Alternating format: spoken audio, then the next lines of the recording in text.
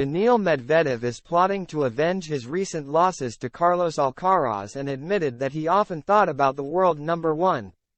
Daniil Medvedev admitted he thinks about Carlos Alcaraz during his practice sessions and is desperate for a shot at revenge.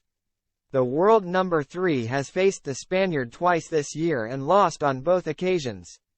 The pair could meet in the final of next week's Cincinnati Open if they both make it that far, and the world number 1 is already in Medvedev's head.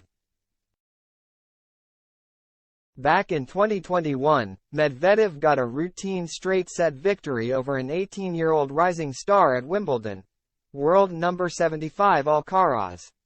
The Spaniard went on to become the world number 1 and a Grand Slam champion just 14 months later. And since then, Medvedev hasn't beaten him.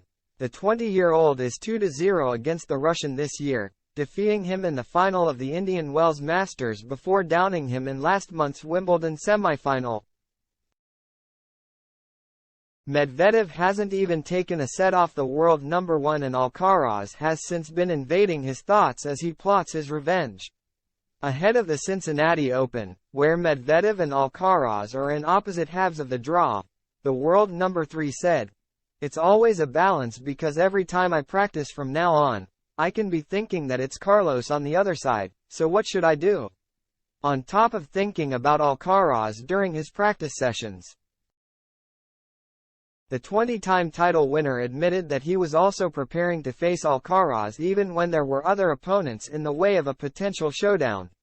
"The other question is that to get to Carlos, it will probably be the semis or final," he explained. "And so you need to beat other guys before, and I'm not sure if I would play them like I would play Carlos. With Carlos, you have to take a little more risk, but with other guys, I'm not sure. So, it's always a balance, so it's not like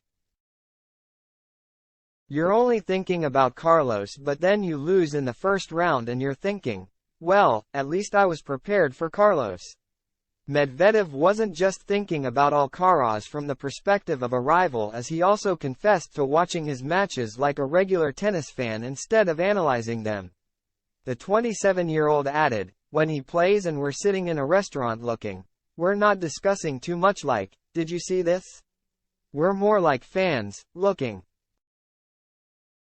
and seeing what happens." For example, Tommy Paul, it wasn't the first time he brought trouble to Carlos, so it can be interesting to see what he does.